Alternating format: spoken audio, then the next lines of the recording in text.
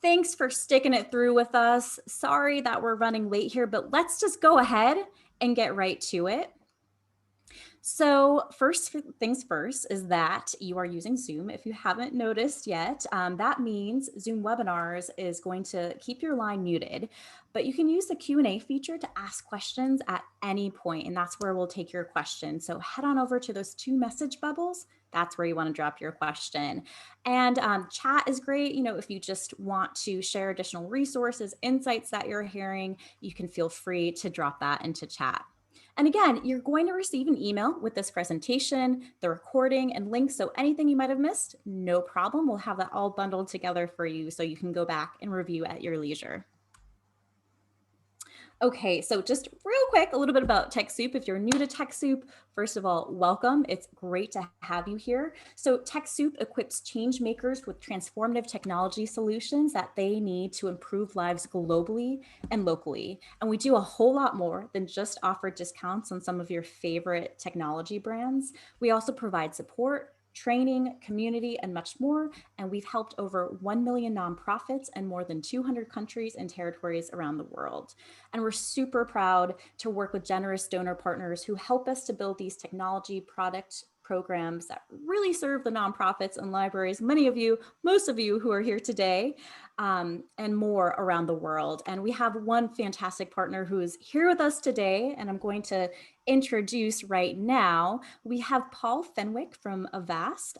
Fortunately, Tom's not able to join us today, but we have Paul, and I know he's going to give a really great lay of the land around cybersecurity risks and how you can prepare your nonprofit. So again, apologies for being late, but if you stuck it through with us, we really do appreciate it. And because we might run just a tad over, again, you'll get the recording, you'll get the slides, all of that sent to you via email. So with that, Paul, it's great to have you here. Thank you for your time, and I'll hand it off to you.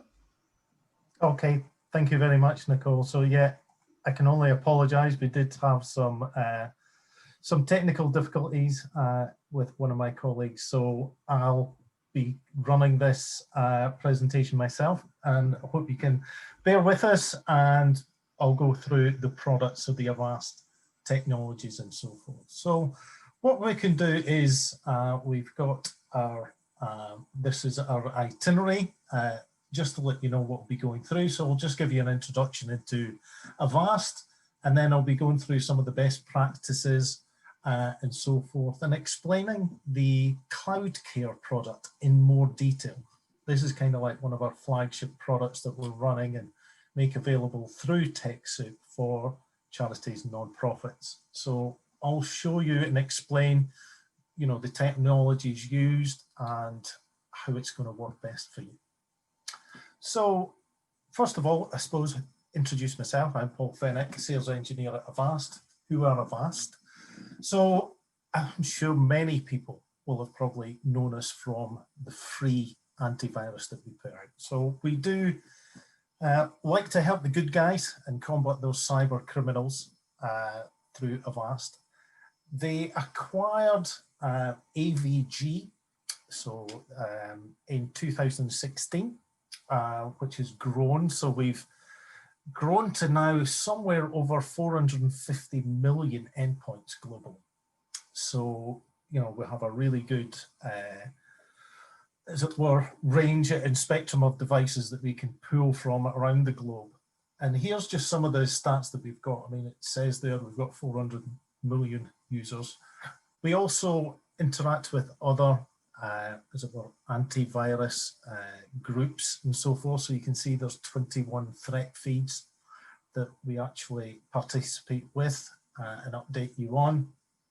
And we are, say, award-winning, as you can see there, from just some of the ones. These are independent testers. They're not anyone that we've paid. So you'll see there, and we have, you know, we block 1.5 billion attacks monthly of malware and so forth, and are updating every 6 to 7 minutes. So that gives you a quick overview on Avast and so forth, but kind of what I'll now focus on is the technology, what we're going to look at. So what we express to people is the need to layer security. So very much putting all your eggs in one basket, where you just bank on something like an antivirus to combat against all these malicious threats we have nowadays, isn't really enough, because of the different attack vectors and so forth that these cyber criminals exploit. We need different features and functionality to, protect against these. And really, in security spaces, they often say layering is the best form. So this visual representation that you can see here covers from like the data that we have on the endpoint, which is really, I suppose, the goal for these cyber criminals and so forth to get access to. How do we block that and make it more difficult? Well, you'll see that we have those layers. So we have an endpoint protection, a patch management at the application layer, and then we've got a firewall, and we've also got some other network security web gateway features. So these are all available within the CloudCare product that is open to you through Techsoup. So what I'll do is I'll go into each one of these individually, just so you've got an idea of their uses and so forth, and what we can expect from them.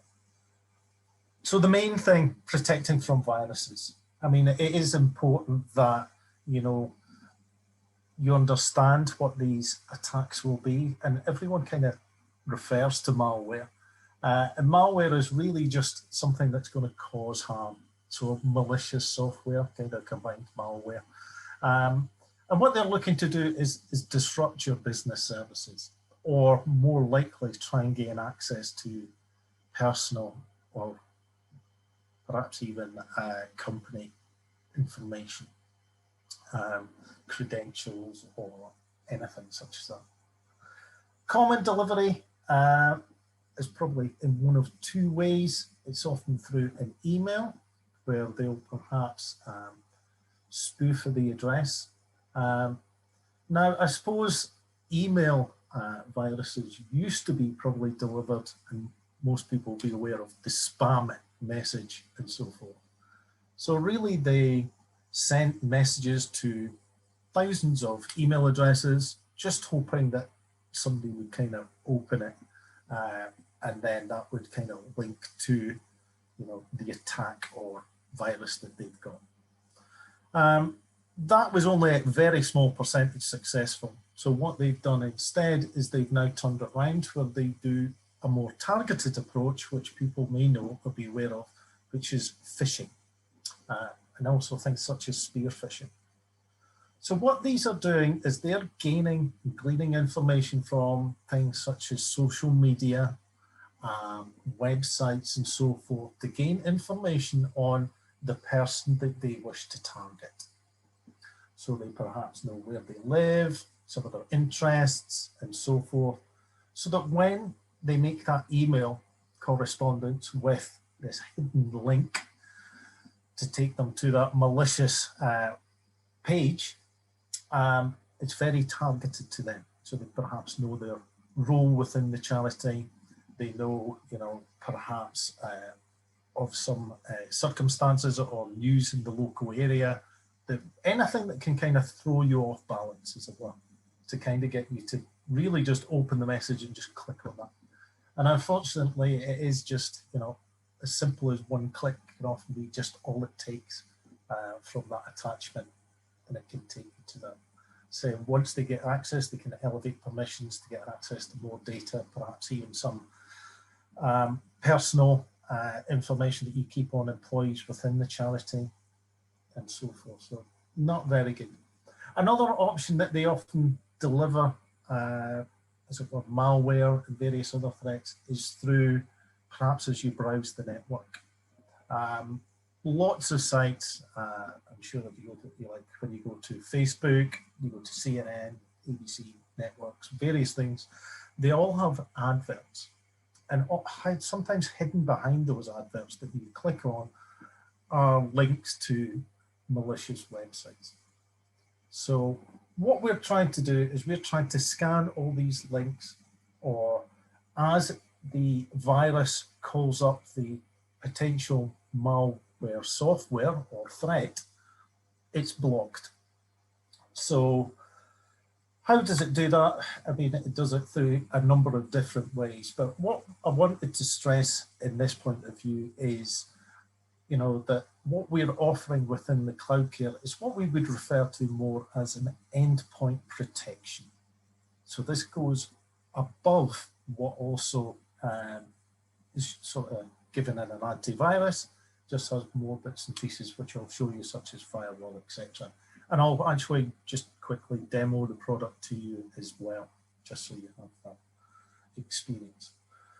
So what is the next thing? Well, it's equally important as having an antivirus up to date, scanning your files and folders, is keeping that software up to date. I mean, all software has been created by a programmer somewhere. They are humans, so they are going to make mistakes. Some of these are more of a critical nature and need dealt with compared to others, but certainly keeping up to date with that. Now, most people probably understand that when they have things like their Windows or their Mac device, it does just update. And that is great if people do that and make sure that that's the case. And also within your sort of non-profit, making sure that you run those reports or you have procedures in place to make sure people do that is that. The other thing is also making sure that you also look at other software that you install, because it's not just the operating system. And what certainly we've seen more is an upsurge in those which target other software vendors. So if you think about, updating of your operating system, you should also think about things like Adobe Acrobat Reader. You're using things like Chrome and Firefox to access the internet. If you don't keep up to latest, updates to those, they could allow malicious code to be executed while you access that website. Now, they all release updates on a very regular interval. You can there's various resources that you can go to let you know what sort of patches or updates are available, as well as the vendors. But to give you an idea of just how sort of complicated it can get, there is the figure there that's saying that there were 12,000 updates released in 2019. And these were just those that addressed security vulnerabilities. So with patches, you have patches that will just kind of update to give you new functionality. It may be an update to address performance issues, but the ones we really want to make sure we install are these last ones where they address security vulnerabilities, areas that would allow somebody to gain access to the system through these vulnerabilities. So patching, really important that that's now done. And then I suppose the way that we have it now is, through these phishing attacks is, helping understand these. Now, education plays a big part in cybersecurity. Educating your employees and staff on what a suspicious email or sort of message may look like. So we can do that, but say because these cyber criminals are making huge amounts of money, I think I read the other day that it's due to be around $6 trillion just in 2021. Very lucrative business for them. They kind of will exploit that. So what they will do is they disguise themselves in these phishing attacks, making them seem, like they're the telecoms company, your bank, some financial organization, something to do with, the running of the charity, and trying to get you to just click on that link. This again, say once you click on that link, they've been crafted to kind of take you to that destination where it will then arrange to download that malicious software. So in doing so, what we've put together is a tool which uses DNS security. to address this. For those that are not too sure, the whole internet is really based on DNS. So computers speak to each other and normally communicate and find each other through IP addresses. And that's the same in the kind of internet. We, of course, don't understand that, and we would not be able to remember all those fixed IP addresses for places such as Google, Microsoft, Apple, 82.123.65.99. We just wouldn't remember what that is. And that's what DNS is. It's the indexing of the internet. So what we're doing here is providing you with a secure, trusted central index or DNS security system that will check any destinations prior to you being, as it were, forwarded to them. So it makes sure that, when you go to click on that link or that advert, it's already been ran past us, and we know that it's a safe destination for you to proceed to. It does also include some content filtering options, which you'll see, where you can protect against, being able to view inappropriate or illegal content, a productivity point of view, just to make sure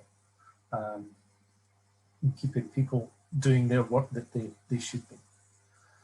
What I also just wanted to add on here is some other tools that we've got, which are useful. And again, I'll mention as I go through the quick demo of the product, what's available. So there is a password manager. So I'm sure people were aware, password, main practice should be to use strong passwords. Not just even a password, perhaps a passphrase with, some strong special characters and all that type of thing. In making your passwords more complex, it does make it more difficult for us to actually recall and remember which websites we've used for which websites or cloud services. This password manager will actually integrate with your browser and lock under a single password all your saved passwords. So it means you can have really complicated, which is best practice, for each web service, wherever you go to, but it's all protected and secured under one that you can remember.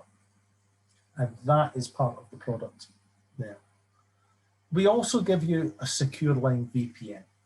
So somebody go, gosh, what is that? So contained within the endpoint protection is this.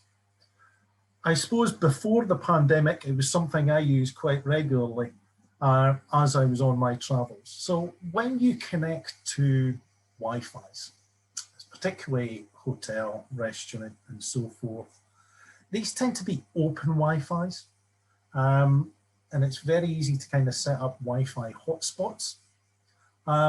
As you're connecting to that hotspot, you are on a network, and so your device could be seen by other devices on that network. And that's where they may prey on you by setting up that false hotspot.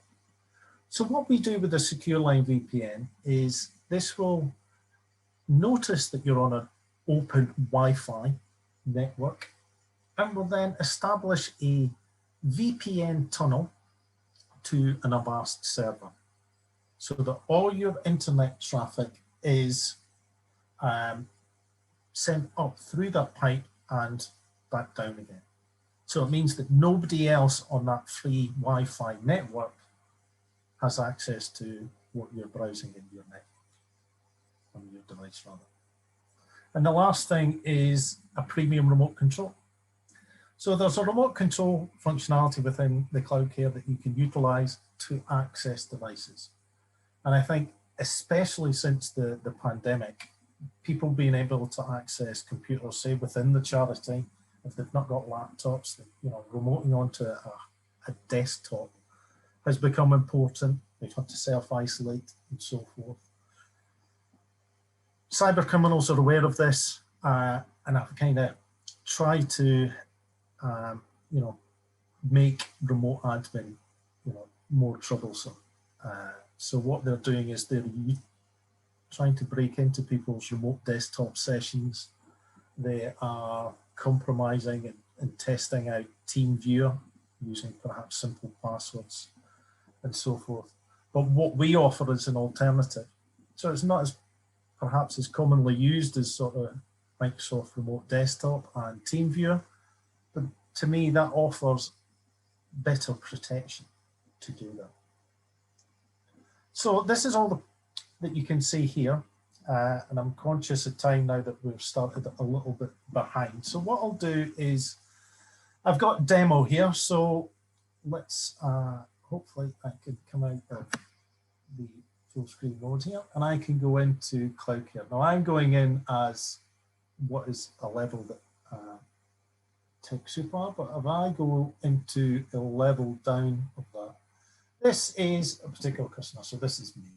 So this is how you would see it. You wouldn't see this UK SE part, you would just have your company there. You would have your account section that has all your information that's been completed with your phone number, so that Techsoup can keep in touch with you and see what you purchased. And when you go into the product, you'll see there's a dashboard screen. So this gives you an overview of how things are behaving within your environment.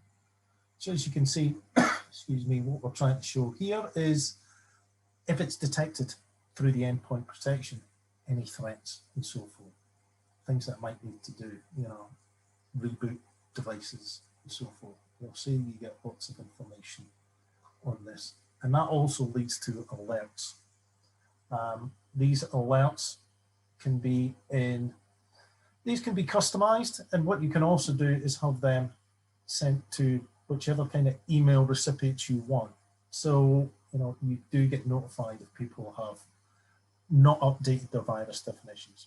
It could be that that particular laptop or person that uses that piece of equipment has been on vacation for some time, but at least kind of knowing that you're able to kind of check that out, that what's not happening is we have a device not getting any updates, falling further behind and becoming more open to attacks. It will also tell you if the device needs restarted, if there's been any problems installing patch updates, etc. So we've got the alerts in there. Now there's all the functionality that you are able to kind of provision through Techsoup will give you access to what you can install. So when you actually go to, if I just run through a quick installation, there's a couple of different ways that you can get devices added to your Cloud Care instance. One being to download an installation package, which is here. But what I find most effective, especially with the way we are at the moment, is using the email option. So very simply, especially because people are, let's say, spread here, there, and everywhere as we're working remotely, what you do is you choose the installation package open. So is it a Windows or a Mac device? So I'll leave it to Windows. We can leave the default policy. I'll come on to policies in a bit, and that can show you where, that's basically the configuration. And then we come on to the components. So this is where you'll see the endpoint protection, which includes the antivirus. Now, this is where it shows you all the options that's available to you. And these are all clickable if you wish. It's probably just worth, for the most part, accepting our defaults, but I'll go through a couple of these other ones just so you understand what they are. So we have our file shield. That is tried and trusted antivirus, as I'm sure everyone knows it. That's where it updates with definition files on known viruses and threats. And we update now over 200 times a day. I said on one of the slides earlier, about every 6 to 7 minutes. So we gathered through our Threat Labs team in that's head office in Prague. They will then update and disseminate that across all our endpoints within about 5 to 6 minutes. So that's stuff that's known. We've also got a mail shield. So what that will do is if you've got any POP or IMAP type traffic, so if you have those sort of mailboxes, personal ones, that will get checked. also the SMTP outgoing traffic. So it will check that. There's also a component for the web shield as well. If your mail's not routing through that, don't worry about it. It just means that even if you install the mail shield, if it's not required because it's not routing mail, it's not going to actually have any effect. An important one to remain is the behavior shield. So the file shield knows what to look for. The behavior shield is trying to look for zero-day threats, brand new ones, stuff we don't know about just yet. So this uses a bit of sort of AI and machine learning.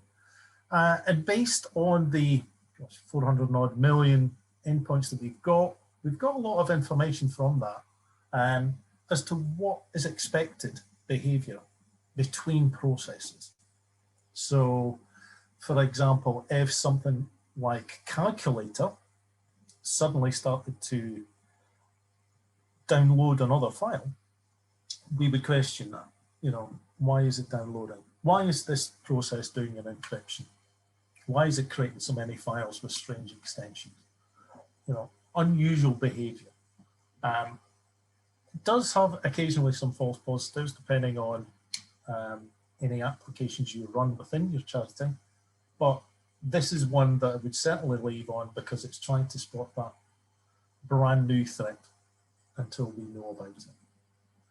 And then some of the other parts as the secure line VPN, as I mentioned, that you can use when you're out on the road, and also the password manager. So there are options you can add. There's no increase in cost. It's just part of the solution. It's just, you know, whether you choose to add it or not.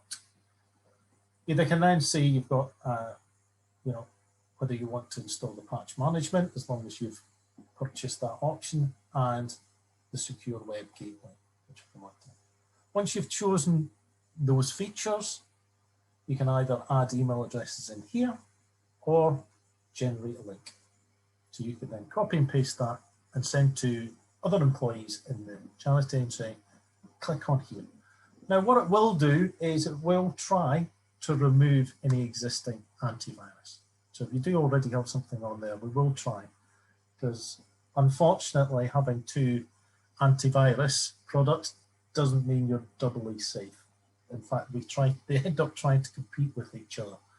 So if that did happen and it didn't remove, I also would go back into a disabled state. It would still be installed just in a disabled state until we remove the existing antivirus. And so that's where we can help with support if that were to arrive. You can see also premium control. So that's kind of pushing it out and getting it installed. Once you've got the devices installed, you'll see them under this devices tab where you can see, you can sort them by various methods. If you're looking to add, once you've got the agent, which is the base component, everything else such as the AV and so forth gets added, it's very easy to kind of add and remove functionality if you needed to swap it around devices that you've got within the charity. You can also see here that you can prompt it to run scans and so forth if you wanted to do that. So I'll go on to the policies because this is kind of the configuration part, possibly one area that you will end up going into making some changes. So first of all, we give you a default master policy. Now, that's as it were a fallback. You can't make any changes to that default, but we do allow you to make and add your own based on that. So you can click on that and give it an appropriate name, whether you want one slightly different for maybe management as opposed to everyone else, or those that are working in the account section, whatever that happens to be. You can kind of say create as many policies as you want and allocate them to devices. Now, you'll be able to see the devices in the policy. To move devices between policies, it's as simple as clicking and dragging. So we've made it nice and easy to do that. Now, under the antivirus section, what you'll see is you've got different options for all those different shields that we have. So as I mentioned, you've got the file shield. You've also got under the general antivirus, general settings. So you can control what people can do from the system tray icon that's shown. So there's an Avast tray icon. You can decide that they don't actually get the icon or not. I think most people leave it on and do allow people to have some aspect. So if I just quickly bring up from my tray icon, what it looks like from the endpoint, you can decide how many people have and what areas they can go into. So allow them to do a quick scan of a USB drive or anything like that if you want to. There's the scan settings as well. How often should it do a scan? What times? And then there's various, as you can see, lots and lots of different sub-menus, and I'm not going to go through them all. Please don't worry about that. But probably the main areas you should be concerned with is the exclusions area. So I can't do it here, but if I click on a completely separate policy that I can now edit, I can now go in and make changes to that. So exclusions is areas not to scan. This can often be things such as database type files. Normally you're advised by, the software vendor to add these into your exclusions. Certainly if you get like accountancy packages, they often say, please don't have it scan the database because it might cause some corruption. So you add in that exclusion, you add in the files and so forth and say, right, I'll just exclude it from all scans. So you've got that area here. So that's kind of all that. What also wanted to show you is the firewall. So this is something that you can also add. It's not turned on by default because it can often need a little bit of configuration, but it is something that we would advise. And this is where you can block unwanted access to ports and so forth on your device.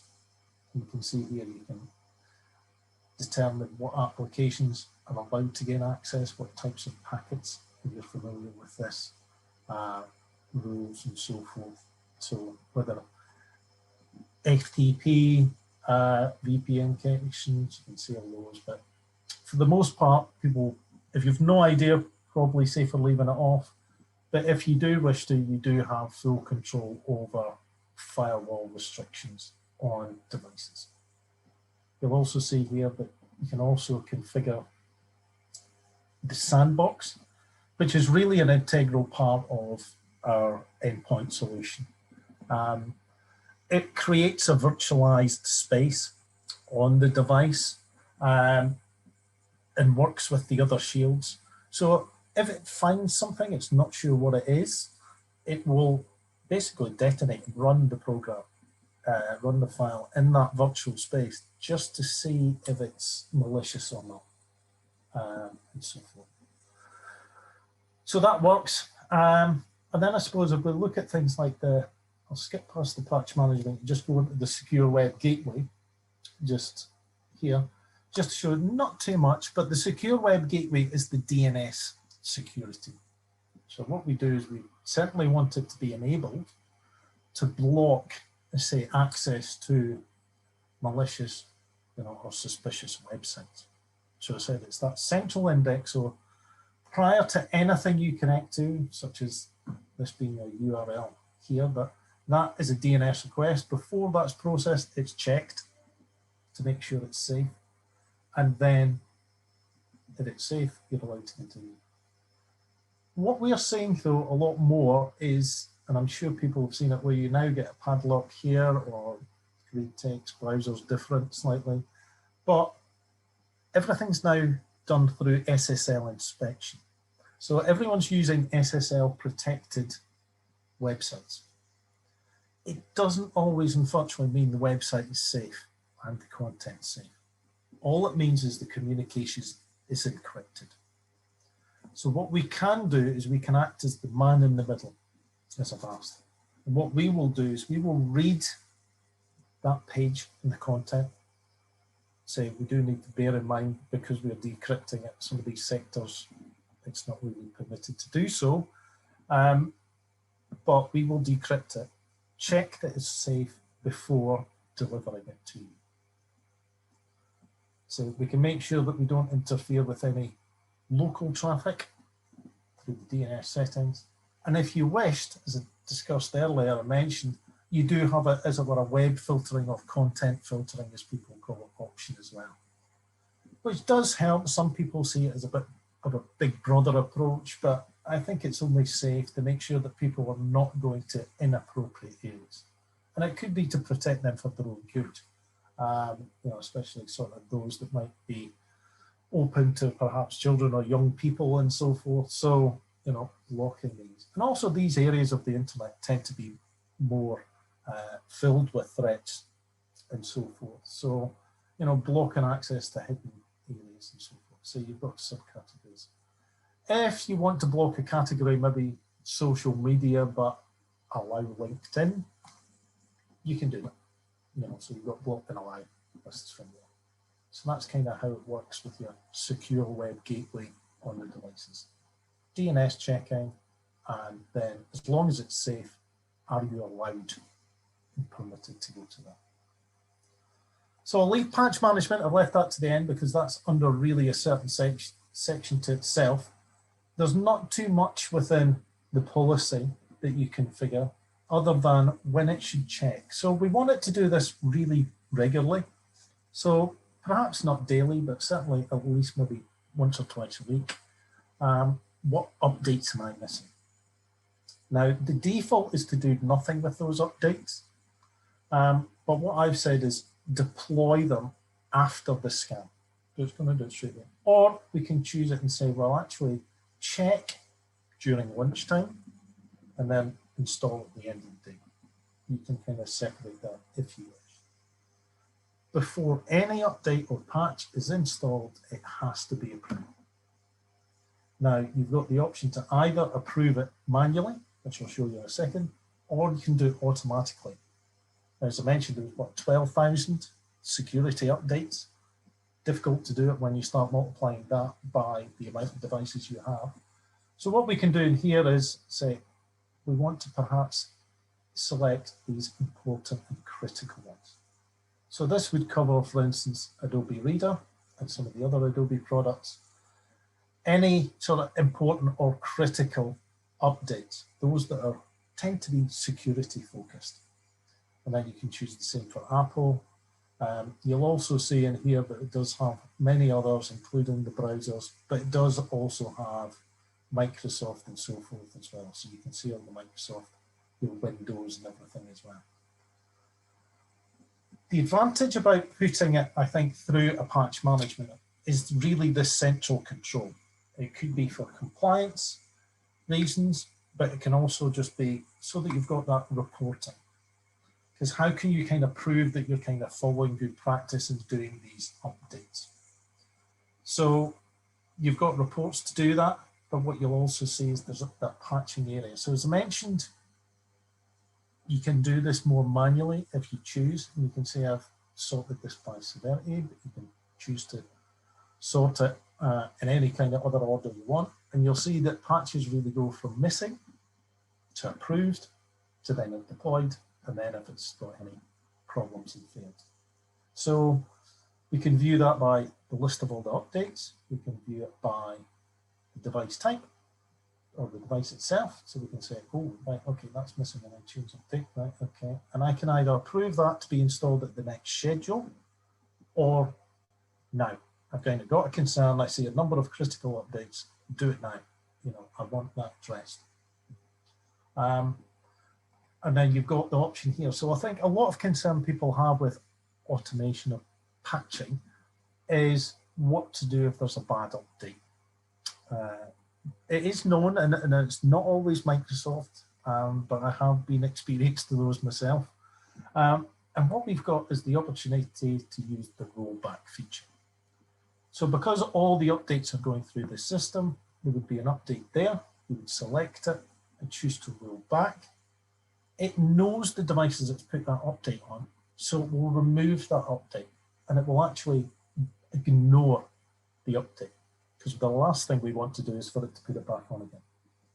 So it will then remain safe until perhaps we get an update to that patch from the vendor. And I suppose the last part, particularly with patch, but a lot of other areas, is your report section. And so you can produce reports, you can even schedule reports and so forth to be sent to you. Whether it is to go through all the alerts, whether it's to have a look at the network security, so what type of categories are people browsing through that secure web gateway, what devices have had threats, or missing patches by device. So I'll just choose, I'll extend that just so I've got some content on that. To give you an example of a report, this is by patches by severity. So I can see here, so if I run this, and it's often quite scary to do it the first time, is when you actually see just how many updates you're perhaps missing. But if we're looking at it from a compliance point of view, you can say, well, that's great. Although I'm missing, I've now got a mechanism that I can show what I actually deployed as well. So I can prove that, yes, I am actually doing and following good patch management practice, which we know is important. Rather than being reactive, let's be proactive, make sure everything's updated. And I think that's really what we're trying to do with the system as well, be more proactive and be wary against these unfortunate threats that are there. So that's probably, I think, enough for me. I've kept going on and on since we started a little bit late. But so hopefully now I'll be able to throw open to questions, Nicole. Yes, and thank you, Paul. We've got some really good questions. And I encourage, keep those questions coming. We'll try to get through as many as we can with maybe, let's say, like the next 15 minutes or so of time that we have here. But before we do that, I just want to share some information, since you are learning so much about Avast right now and the different cybersecurity features. We've got some very special deals coming your way just for nonprofits and libraries during Techsoup's Cyber Week. It's November 30th to December 4th. So we've already done the work. We have extra discounts on Avast Cloud Care products to nonprofits, and you'll get everything really that Paul just showed you. So you're going to be able to protect your organization against all forms of malware and other cyber threats. So I'm going to go ahead and drop the link to learn more about Cloud Care products in chat, in addition to Cyber Week. So you can get a reminder when those deals go live. So it's not just Avast, it's many other solutions, hardware, things like that, that you can take advantage of from Techsoup. So that is going in your chat. We'll also make sure to include links in your post-event email. And with that, let's go ahead and dive into some questions. Like I said, we've got some really good ones. And I think the first one we should start with is around just, this question came up in several forms, came up around, do I need something else like Norton antivirus if I use Avast? So the answer to that is no. So as I kind of mentioned, what actually happens is having two antiviruses is not a good thing. Some people may think so because you've got two security, but they do compete with each other because they're both trying to scan files to make sure they're safe. So what happens is, as part of the installation process with the Avast Cloud Care, is it will actually remove competitors, whether that be Norton, Symantec. We'll even kind of rule out the Windows Defender and make ourselves the default antivirus as far as the Windows device or Mac is concerned. So yeah, so that's an important one, is making sure you just have one antivirus that's certainly keeping itself up to date. Excellent, excellent. And here's another question. What's the performance impact of having these tools running in the background? It's a good question because that is a key factor. So one of the things that you've seen on my slide deck was some of the awards. And the reason we won awards is through the testing that these independent testers do. And one of them is not just how effective your antivirus is, but how minimal impact on resources. We are really quite proud of that, but it's got to be effective, because if it slows down your machine too much, you're just going to turn it off, and then it's kind of what was the point putting on there. So it's very little overhead on that. So you may notice it if it's doing, an intent scan, but again, that's where you would perhaps schedule that to run, a big full scan out of hours and so forth. But scanning as it goes, as it were, the files, very little you'll see.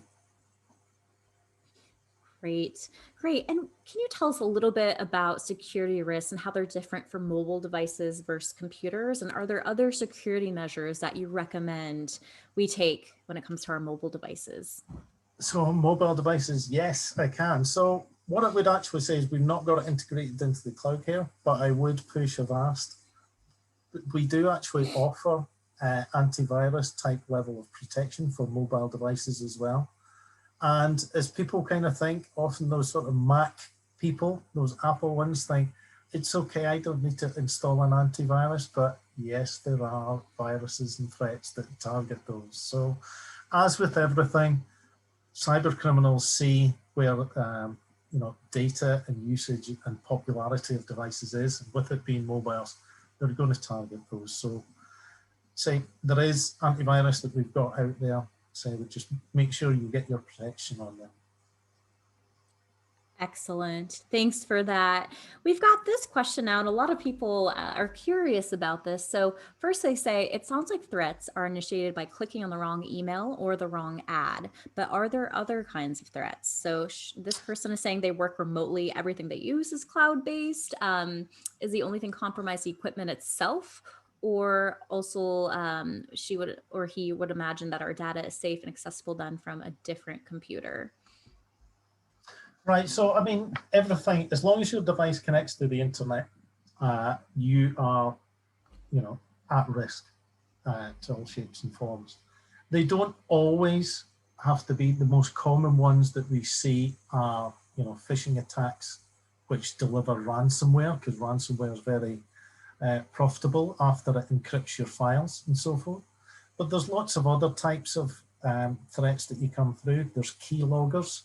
So perhaps they'll just gain access to your device, put a keylogger so that they can then gain access to your banking credentials or something.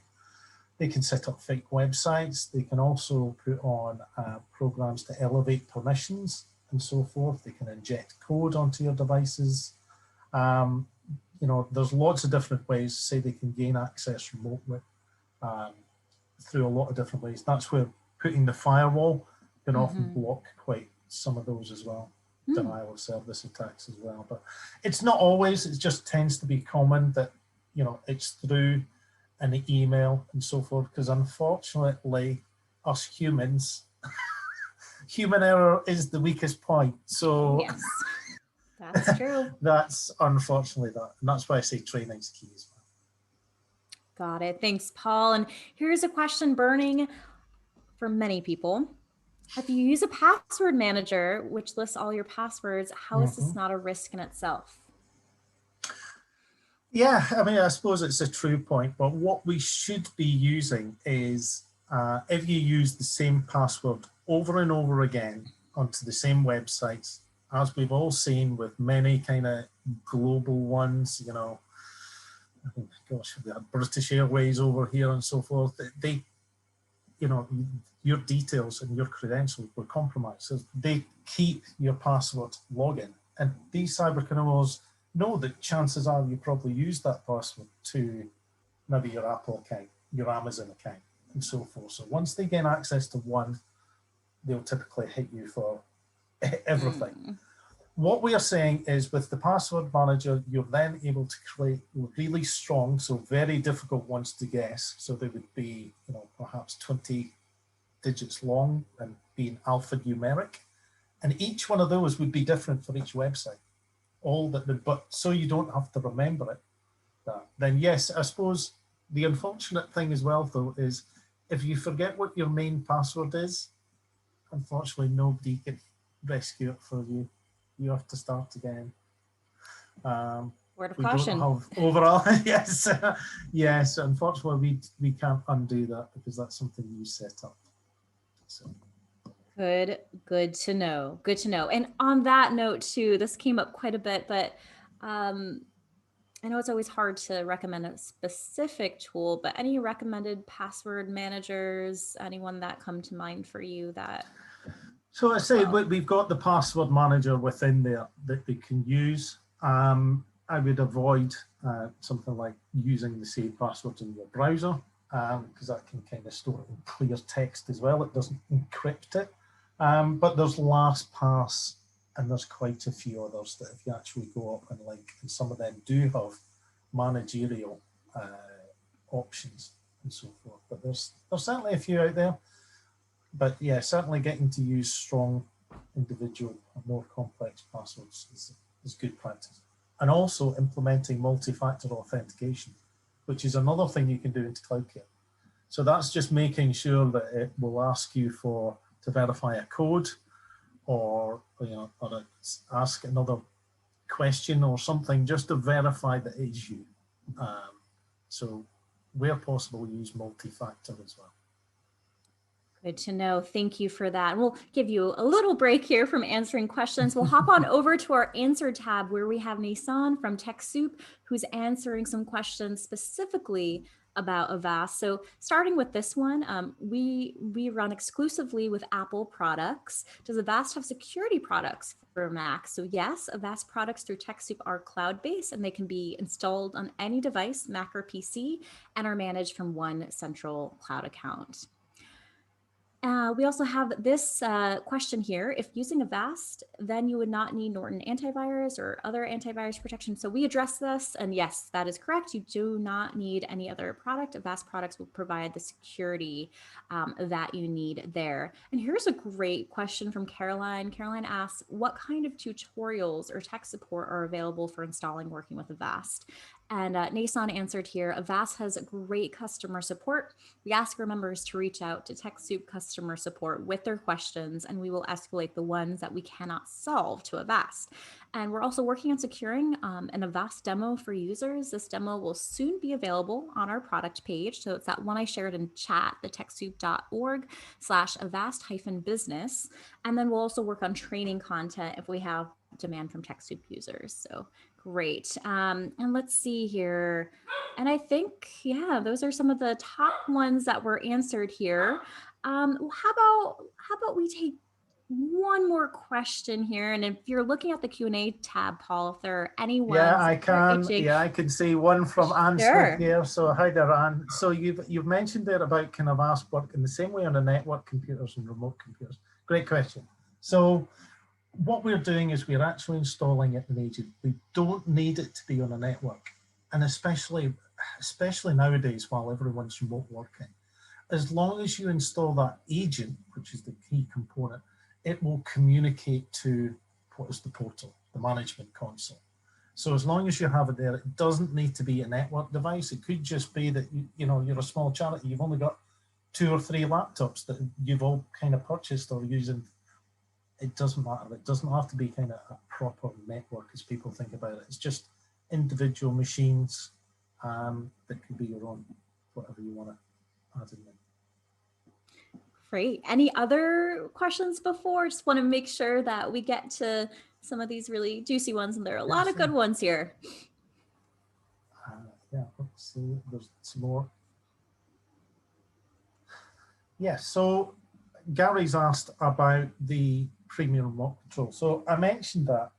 So what we've got is a remote tool. So, I mean, this product is known so that if you need to help people within your organization, you might need to report onto them. Because of course it's coming up and saying your antivirus is out of date or your device needs to restart. How are you going to help them? So underneath each of the devices, it knows whether the device is online. And because it's installed the premium remote control, it will be able to, and let me just quickly share my screen. Oh yeah, sure, go for it. If that's okay. Just so that it could show this to Gary very quickly. So what we've got under the device is you can actually see a little green dot to signify it's online. And when you click on it, you've got the option to connect. And that will take you remotely onto the device as if you were that user logging in.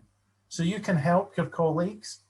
But what it also means is that you could remote onto a device, say a desktop, that's in the office because you can't get there with restrictions we're all under with these pandemics. And what to do if you do set this up is there's information in the sort of online help that we've got, but you can set up groups. So such as I've done here for my devices, I've set up groups. So if I log in as user 1, I can only access this device. If I log in as user 2, I can only access this one. So it does keep people to their own, but it does have this remote so that you're not having to, and they can be quite expensive, those remote tools. I know some of them are around $500 or so per year, per user. So yeah, and it's also safe in the fact that what you can also do is a report to show people remote control audit. So we can actually say who's been logging in and who devices, so good as well. So yeah, that is a good feature to kind of look at, Gary. Might help you as well. Fantastic. Thank you for showing us that. It's always better to show instead of tell, right? Yeah, so, this is it. Great. So let me just grab us back here. So again, if you have any other questions, and I'm sorry we didn't get a chance to answer everyone's questions, but you can feel free to reach out to Avast at techsoup.org. We'll make sure that your question gets routed, and that email address is in chat. We'll also include it in your post-event email. And just a reminder again that this week, the week after Thanksgiving here in the United States, so that's next week starting November 30th, it's known for big promotions in many places, but certainly for Techsoup. So we're going to be thanking all of our nonprofits and libraries with some extra savings. So that we've worked with Avast to make that possible and to offer extra special discounts on its cloud care products to protect your organization against all forms of malware and cyber threats, and just got a little taste of that today. So that is available to you. We have that link for the cloud care products in the chat here. I will add that again, in addition to learning more about Cyber Week. We've got lots of other really great offers there, so don't miss out for sure. And with that, oops, there I go, clicking around. Before we wrap here, just want to share some other resources that we have, more solutions here to keep you safe. So we've got additional offers for data and privacy protection, as well as backup and restore product offers. You can find all of Techsoup security products here. So we will include we'll include the entire slide deck, and it's all clickable. So you can just click right in and you'll be directed to the right page. We've also got training from Techsoup courses on cybersecurity, or webinars on security and privacy. We've got blog posts and articles all about how to keep you, your organization, and data safe online. So with that, we're going to part ways. And Paul, we so appreciate you being here with us. No problem. Thank you all. Thank you, everyone. Have a great rest of your day. You will be redirected.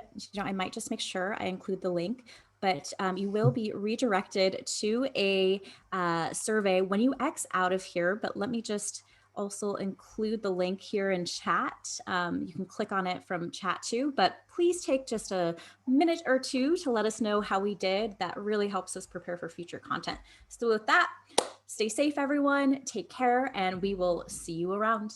Bye. Bye, Paul. Bye, everyone. Bye. Bye. Take care. Bye.